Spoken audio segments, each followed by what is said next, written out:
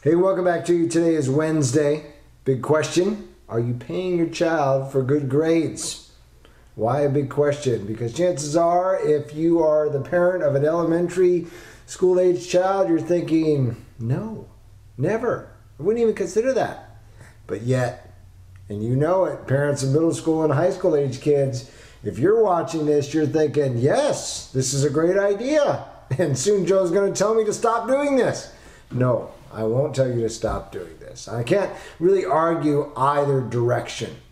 Okay? I can't give you an answer, yes, this is a good idea, no, it's not a good idea. What I do have to offer you, though, is another question. The question is, what are you hoping to accomplish with paying your child for good grades? Okay? So let's play this out. No, not a trick question, right? Because a lot of people that are paying their kids for grades, the initial idea was if they get good grades, right, that leads to bigger and better things, so we can play out the whole progression, right? They're in middle school, they get good grades, that forms good habits, they get into high school, they're still achieving at a high level, now they have the potential to get into a good college, they graduate from college with a high grade, now they've got a good job, and on and on and on. So some parents are thinking that's the road, right? That's the consequence. Pay my child now, develop a little bit of a habit, and that leads to bigger and better things later. That is one potential scenario, right? I know a family happened exactly that way. Paid the kids all the way through middle school and high school, went on to prestigious colleges, now in a very good position. But the good grades, it's only a small slice of the pie, right? There's a whole lot of other stuff that goes, of course, into being successful. So just realize that. It's a small slice of the pie, the good grades thing, all right? Another potential scenario, same families been paying the kids all along for good grades, taking gradually more and more difficult classes, finally got to the point where the A, whatever value, dollar value you attach to the A, suddenly became out of reach.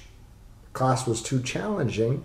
Child started to get really anxious about his grades, and the whole thing kind of fell on his face, meaning that child started really declining in academic performance. So the whole money thing didn't really pan out so well for them. It created a really stressful situation for the child that the parents couldn't have anticipated, right? Because the intention was the same.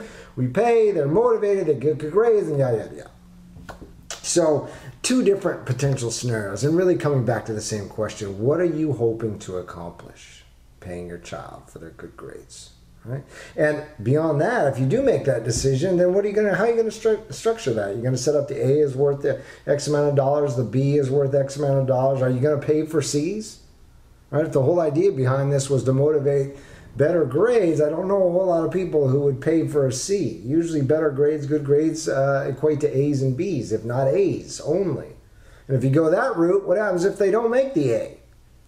You know, so consider the potential consequences. Again, not steering in one direction or the other, because I've seen it pan out in very successful ways for kids, right? And they've been motivated and they wanted to achieve and have built good habits, but it's also headed in the other direction. So consider why you're doing this, what you hope to achieve, and then you've got to answer all the other questions if you decide to go that route.